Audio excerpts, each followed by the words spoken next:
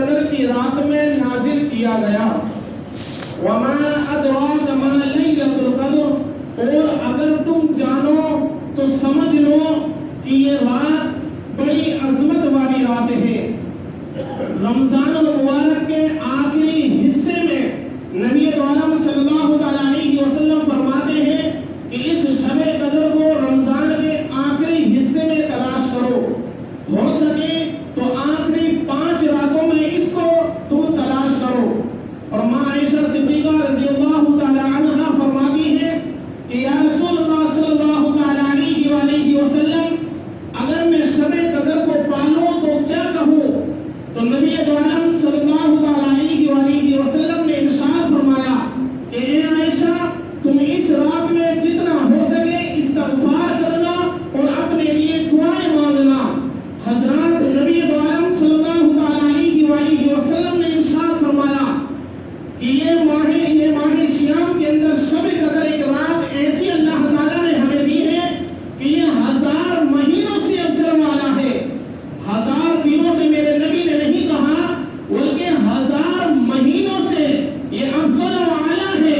اگر بندہ مومن اس مہینے کی شب قدر کو پالے اور اس ماہ شب قدر میں اگر اللہ کی عبادت کرے تو اللہ رب العزت اس کو 1000 مہینوں سے زیادہ عبادت کرنے کا ثواب عطا فرماتا ہے۔ لیکن ہماری یہ راتیں عبادت میں نہیں گزرتی ہیں، بلکہ ہماری یہ راتیں گلی گلیاروں کے چوراہے پر بیٹھ کر کے تیری میری کرنے میں گزر جاتی ہیں۔ ہم نے آج اپنے معاشرے میں ایک رات شب قدر کو طے کر لیا ہے کہ وہ 26ویں روزے کی رات، یعنی کہ 27ویں کی رات اور دن 27 تاریخ اور 26 تاریخ 27ویں تراویح، ہم نے سوچ لیا کہ صرف اور صرف وہی شب قدر ہے۔ نہیں میرے بھائی، وہ تو ہم نے ڈیسائیڈ کیا ہے نا۔ نبی عالم صلی اللہ علیہ وآلہ وسلم نے کوئی ایک رات مقرر کر کے نہیں بتائی کہ یہ 26ویں رات ہے یا 25ویں رات ہے یا 23ویں رات ہے، بلکہ نبی عالم صلی اللہ علیہ وسلم نے ارشاد فرمایا کہ رمضان کے آخری حصے میں شب قدر کو تلاش کرو۔ اگر ہو سکے تو آخری 5 راتوں میں تم شب قدر کو تلاش کرو۔ جب ہمارے پاس 25ویں شب 26ویں شب یہ شبیں آئیں، اس کے بعد ہم اللہ کی عبادت میں لگ جائیں، اس کے بعد ہم شب قدر کو تلاش کریں۔ نہ جانے کہ 25ویں شب ہمارے لیے شب قدر ہو، 27ویں بھی شب قدر ہو سکتی ہے اور 29ویں شب قدر ہو سکتی ہے۔ حضرات ہمیں آخری حصے میں شب قدر کو تلاش کرنا ہے، اور ہم گلی گلیاروں میں بیٹھ کر کے اگر وقت کو ضائع کریں گے تو نبی عالم صلی اللہ علیہ وسلم نے ارشاد فرمایا کہ جو بندہ اگر اس مہینے میں اگر عبادت سے محروم رہ گیا تو سمجھ لینا کہ وہ پورا سال محروم رہا، وہ اللہ کی نعمتوں سے محروم رہا۔ یاد رکھیں کہ یہ ماہ شیام، اور اس ماہ شیام کے اندر آخری حصہ، اس آخری حصے میں بھی شب قدر اس لیے ہمیں عطا کی گئی کہ میرا بندہ اگر پورے مہینے کے اندر بھی اگر میرے پاس نہ آیا ہو تو شب قدر کو تلاش کر کے آ جائے۔ وہ صرف ایک قدم چل کر کے آئے گا، میں 2 قدم توڑ کے اس کے پاس آؤں گا۔ وہ اگر میرا ذکر اگر ایک ہاتھ لمبا برابر کرے گا تو میں اس کا ذکر 2 ہاتھ لمبے برابر کروں گا۔ اگر وہ میرا ذکر اگر محفل میں کرے گا تو میں اس کا تذکرہ مجمع میں کروں گا۔ اگر وہ 1 قدم آئے تو میں دوڑ کے 2 قدم آؤں گا۔ لیکن ہمیں جاننے کی تو ضرورت ہے نا بھائی، جب تک ہم اس کے دربار میں اس کی بارگاہ میں نہ جائیں گے، اس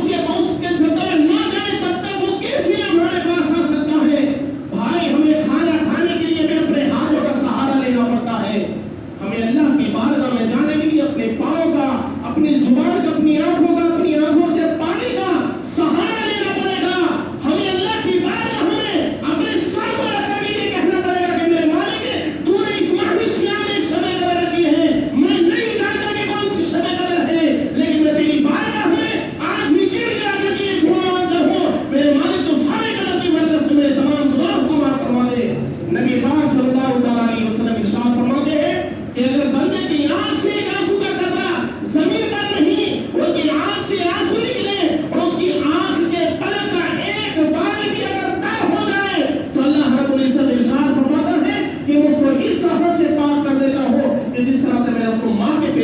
کیا تھا، لیکن ہم اتنا بھی کرنے کے لیے تیار نہیں۔ میرے بھائی، ہمیں آخر ہوا کیا ہے؟ اس ماہ شیام کا ادب ہم نہ کر سکے، اس ماہ شیام میں دل کھول کے اللہ کی بارگاہ میں استغفار ہم نہ کر سکے، اس ماہ شیام میں روزے ہم نہ رکھ سکے، اس ماہ شیام کا ادب و احترام، روزہ رکھنے والے کا ادب و احترام ہم نہ کر سکے، تو ہماری یہ زندگی کس طرح کی زندگی ہے؟ یہ ماہ شیام ہمارے لیے اللہ نے دیا تھا، اور لوگوں پر بھی اور نبیوں کی امت پر بھی رمضان کے مہینے فرض ہوئے، لیکن کسی کے روزے ایک دن شہری کرتے تو دوسرے دن افطار کرتے، کسی کے 6 مہینے کے روزے 6 مہینے کی افطار، کسی کے 2 مہینے، کسی کے 15 دن، کسی کا 1 مہینہ۔ لیکن میرے بھائی، یہ امت محمدیہ پر اللہ رب العزت نے بڑا احسان کیا ہے کہ اللہ تعالیٰ نے 11 مہینے کھانے کی ہمیں اجازت دی، اور اس کے بعد 1 مہینہ صرف اور صرف دن میں روک کر کے رکھا، اس کے بعد رات میں بھی ہمیں کھانے کی اجازت دی۔ اس کے بعد اللہ تعالیٰ نے اور زیادہ امت محمدیہ پر فضل کیا، تو اللہ تعالیٰ نے کہا کہ میں نے اس ماہ شیام میں آخری حصے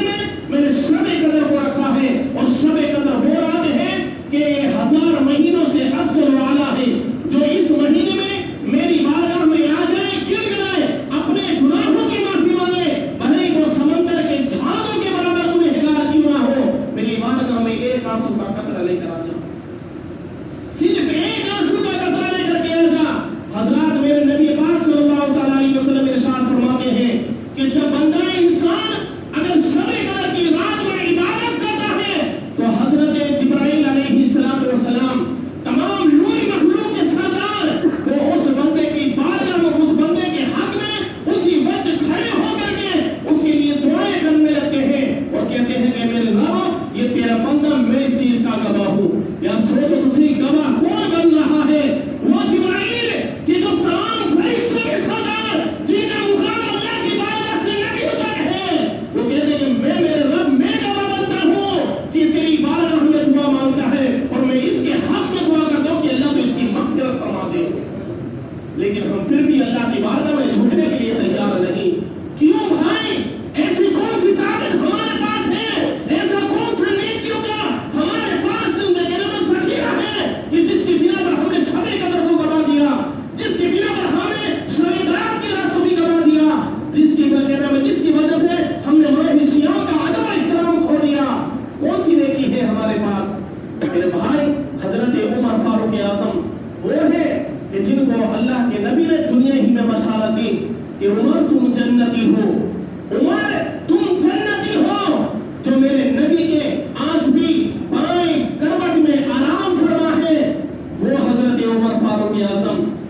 جب عید کا چاند نظر آتا تو رات کو اپنے کمرے میں دروازہ بند کر کے اس قدر روتے کہ رونے کی آواز باہر جاتی۔ لوگوں نے پوچھا کہ عمر تم روتے کیوں ہو؟ آج تو عید کا خوشی کا دن ہے۔ کہا کہ یہ عید اور خوشی اس کے لیے ہے کہ جس کی اللہ کی بارگاہ میں روزے، نماز، تراویح عبادت قبول کی گئی ہو۔ مجھے تو امید ہی نہیں کہ میں نے اس مہینے میں جو عبادات کی ہیں اللہ کی بارگاہ میں وہ قبول بھی ہے کہ نہیں ہے، لیکن ہم الا ماشاء اللہ تراویح بھی ہم مکمل طریقے سے ادا نہیں کر پاتے۔ اگر فرسٹ تراویح میں دیکھیں ہم پہلے دن، دوسری تراویح، تیسری تراویح، تو ماشاءاللہ پوری مسجد بھری نظر آتی ہے۔ اس کے بعد جس طرح سے رمضان کا مہینہ آگے بڑھتا ہے، نمازی آگے سے پیچھے بڑھتے چلی جاتی ہے، نمازی ختم، آخری حصے میں آتے آتے صرف 2 سے 2.5 3 سب بچتی ہے۔ اس کے بعد پھر شب قدر کی رات میں پوری مسجد بھر جائے گی۔ جو پورا سال مسجد کے اندر جس نے قدم نہ رکھا ہو، وہ بھی اس رات مسجد کے اندر نظر آ جائے گا۔ حضرات، کچھ انسان تو ایسے ہیں کہ جو صرف عید، بقرعید اور شب قدر یہ 3 نمازیں سوچ لی کہ میرے پر فرض ہے بس، اس کے علاوہ پورا سال نظر نہیں آئیں گے۔ اس کالونی کے اندر بھی ایسے ہیں، میں نام لے کر کے ان کو بدنام نہیں کرنا چاہتا، لیکن اللہ کی بارگاہ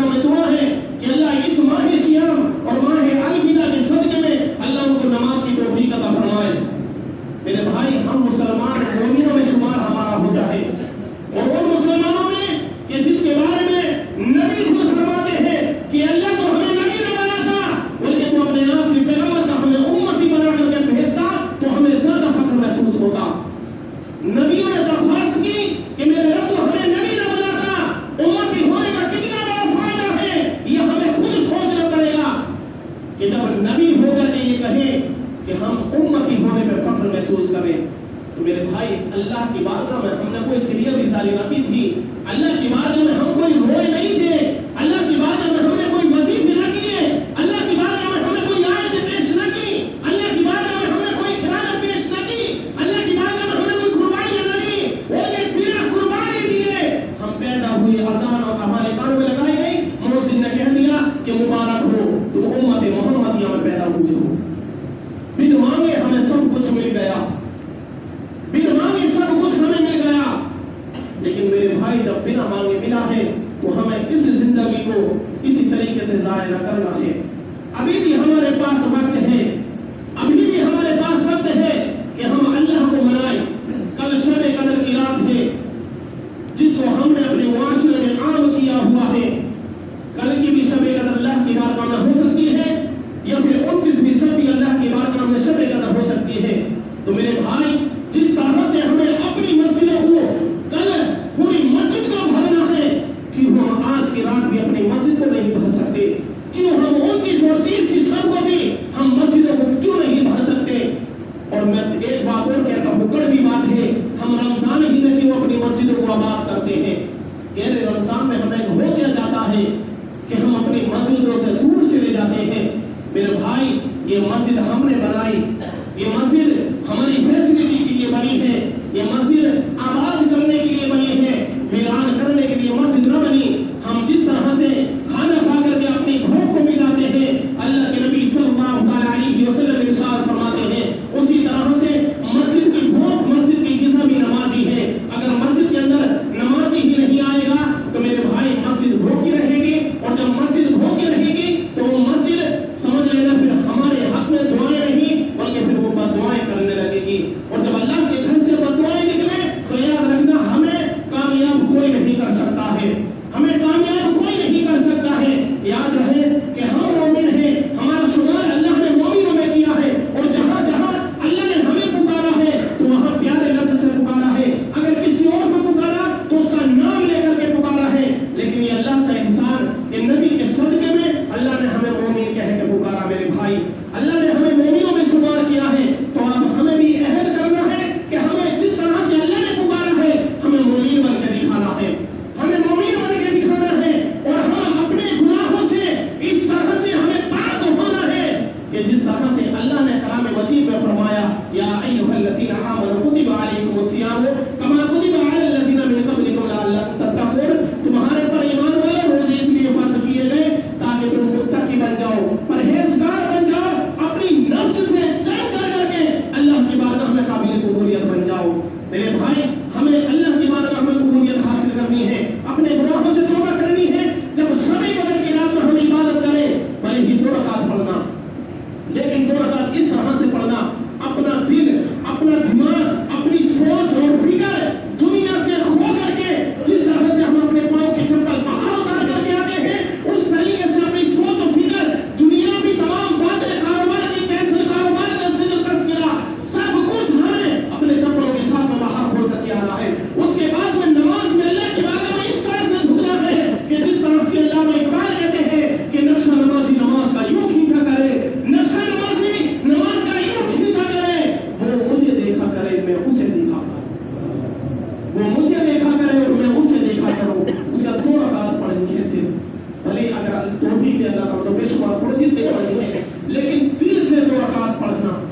اور اس کے بعد میں اپنے سر کو سجدے میں رکھ کر کے اللہ کی بارگاہ میں گڑ گڑانا، اس طرح سے جس طرح سے ایک چھوٹا سا بچہ اپنے والدین کے پاس میں کسی چیز کے لیے گڑ گڑاتا ہے، روتا ہے، گڑ گڑاتا ہے، اس طرح سے اپنے سر کو اللہ کی بارگاہ میں رکھنا اور گڑ گڑانے رونا، اور جب آنکھ سے آنسو نکل آئے تو اس وقت اپنے لیے نہیں بلکہ پوری امت مسلمہ کے لیے دعا کر دینا، اللہ تعالیٰ قبول کرنے والا،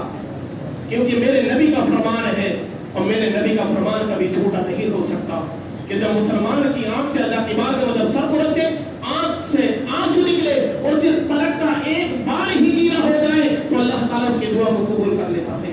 تو میرے بھائی ہمیں اللہ کی بارگاہ میں رونا ہے، گڑ گڑانا ہے، اور جب آنسو نکل آئے تو پوری امت مسلمہ کے لیے دعا کرنا ہے۔ اللہ کی بارگاہ میں دعا ہے کہ اللہ رب العزت سننے سے زیادہ عمل کی توفیق عطا فرمائے۔ جو بھائی نماز نہیں پڑھتی اللہ ان کو نماز کی ہدایت عطا فرمائے، حق بولیں، حق سنیں اور حق پر عمل کرنے کی توفیق